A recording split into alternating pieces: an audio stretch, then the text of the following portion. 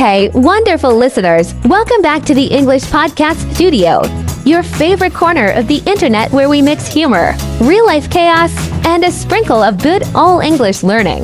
Don't forget to subscribe, like, and share the podcast with your broke, rich, and medium-rich friends. Whether you've got millions in the bank or you're debating between instant noodles and cereal for dinner, this one's for you. Yup, especially if you've ever screamed at your bank app like it personally betrayed you. Welcome to the club. Today's topic, money problems, or as I like to call it, why does my wallet sound like an empty Pringles can? Oh, I thought your wallet was where spiders go to retire. Excuse me, sir. I'll have you know there was once a $5 bill in there. It just moved out due to high rent. Classic. Okay, real talk though. You ever had that moment when you check your bank balance, and it's just a passive-aggressive message? Yes, like, are you okay? Or we're concerned, or my favorite, you might want to sit down for this. And don't even get me started on budgeting apps. They're basically snitches. Mine once said, you spent $218 on coffee last month. Like, bro, that was self-care. Exactly. Don't shame me for surviving capitalism with caramel lattes. Emily, remember that time I tried to save money by making my own lunch for work? Oh, I remember. You brought boiled rice and one lonely cucumber. Minimalism. It was supposed to be minimalist. It was supposed to be edible. Anyway, speaking of money problems, let's talk about my love life. Oh no, this just turned into a therapy session. Go on. What happened? Well, I took this girl on a date, right? Fancy restaurant, candlelight, music, the works. I opened the menu and nearly fainted. I swear the steak had a zero I didn't see coming. Oof, did you leave? Nah, I just ordered the cheapest thing, water, and stared at her while she ate. Romantic. Nothing says I'm emotionally and financially unavailable like sipping tap water with intensity. In my defense, the water was chilled, with lemon. Luxury. But listen, we've all been there. Ever opened your fridge and found half an onion, expired hummus, and a dream? Oh yeah, one time I found a yogurt that expired before I moved into the apartment. Girl, that's not yogurt anymore. That's a science experiment. You know what's wild? We spend so much on subscriptions. Like, I have 6 streaming platforms, but still watch the same 3 shows. And don't forget the gym membership we both have, but treat like a donation. Hey, I support my local gym economy, okay? By never showing up? Exactly. It's charity. You know what would solve our problems? Robbing a bank. No, getting our amazing audience to subscribe to this podcast. Oh, yes. If you love hearing us rant about broke life with high-class energy, hit that subscribe button on the English Podcast Studio. We're here every week to help you laugh, learn, and feel seen. Because honestly, we may be broke, but our content is rich. And hey, learning English through laughter? That's what we do best. So hit that bell, tell a friend, and remember, your bank account may be low, but your vocabulary's about to level up.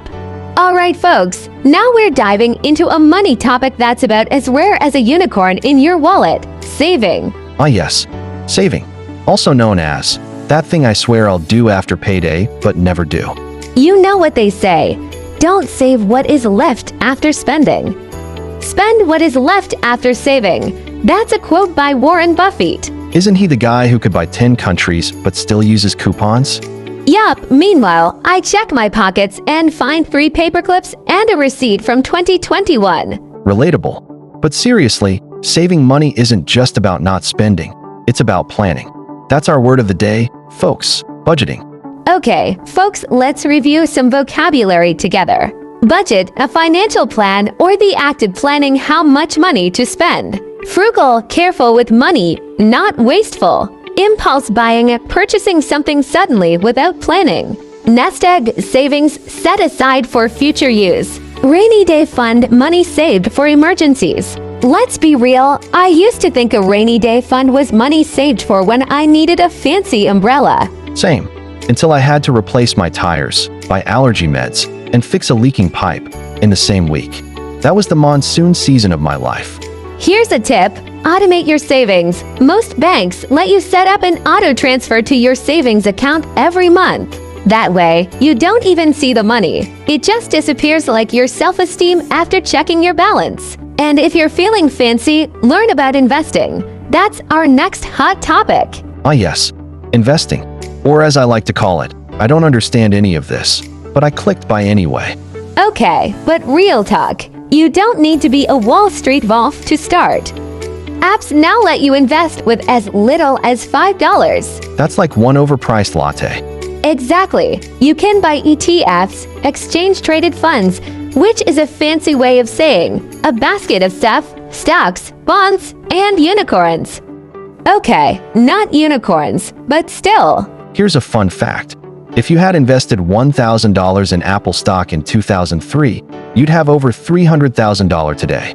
Meanwhile, I invested in a hot tub for cats. No returns. Sounds like an emotional investment. Totally worth it. Mr. Fluffers is thriving. Okay, here are some money tips for you listeners.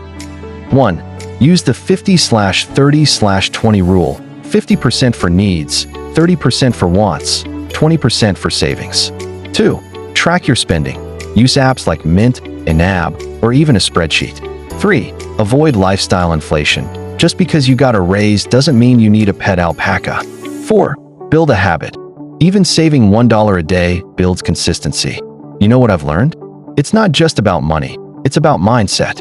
That's your vocabulary bonus. Ooh, good one. Money mindset is how you think and feel about money. Some people think money is evil. Others think it's freedom. Personally, I think it's a way to buy tacos, so I'm pro-money. But truly, if you think, I'll always be broke, you might sabotage your own progress. Positive mindset equals better decisions. So affirmations like, I am financially responsible. I attract wealth. I will stop buying weird kitchen gadgets at 3 a.m. You do own a waffle maker shaped like a dinosaur. Don't judge me. Financial freedom is shaped like a T-Rex. Fair enough. But hey, whether you're saving cents or investing dollars, remember, every small step counts. And if you want to keep learning money wisdom with us while having a good laugh, hit that subscribe button and join us every week right here on The English Podcast Studio. And we're back on The English Podcast Studio, your one-stop shop for money talk, English learning, and absolutely no financial advice from people who actually have yachts. Unless you count that inflatable pool float I bought shaped like a yacht. You mean the one that popped after 12 minutes? Anyway, let's dive into the next part of our money series, debt and credit.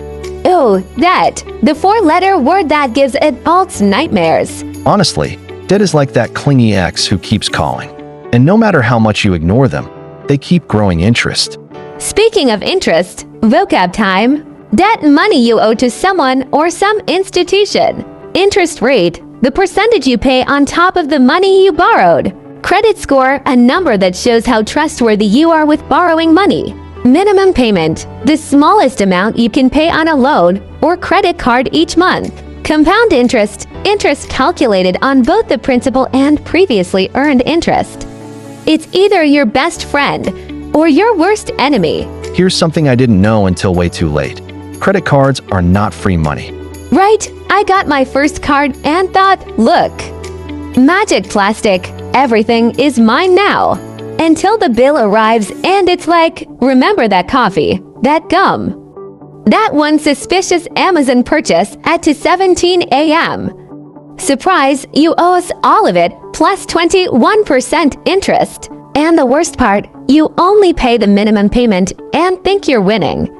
But nope, that interest is doing backflips in the background. Fun fact, if you owe $1,000 on a credit card with 20% interest, and you only pay the minimum every month, it could take you years to pay off and cost hundreds in extra interest. That's why they call it a debt trap. It's basically a spider web made of numbers. So here are some quick tips if you're stuck in the land of debt. 1. Pay more than the minimum. Even just a little extra goes a long way. 2. Know your interest rates. Pay off high-interest debts first. 3. Check your credit score regularly. In most countries, you can do it for free once a year. 4. Avoid unnecessary credit cards. One is enough unless you're building an airline. 5. Don't ignore your bills. Debt grows quietly, like mold or regret. Speaking of regret, Remember when I took out a payday loan to buy concert tickets? Daniel, why? It was Beyoncé. I thought I'd die if I missed it. And now your soul and your wallet are both crying. Lesson learned. Never borrow money for something that doesn't appreciate in value, unless it's emotional value and glow sticks. Here's the thing, debt isn't always bad. Taking on good debt, like student loans or a mortgage, can help you build wealth. It's all about how you manage it. Exactly. Good debt should help you grow. Bad debt is like buying a gold-plated fork when you don't have food. That's actually poetic. But for real, a healthy relationship with credit can open doors. Car loans, home ownership, even better rental deals. And let's not forget, employers in some countries check credit scores too. I didn't know that until I applied to be a pizza delivery guy, and they said, "Sorry, sir. Your financial past is pepperoni level shady." So friends, learn from us. Know your credit rights, your debt responsibilities, and always ask yourself, would future me thank present me for this purchase? Or at least, will future me be able to sleep at night without crying over this new blender? We love that you're joining us for these money convos. Don't forget, subscribe to the English Podcast Studio. Learn English, laugh, level up your money game, all for the price of, well, free. And free is our favorite financial strategy. Stay rich in wisdom, not just in receipts. By Money Magicians.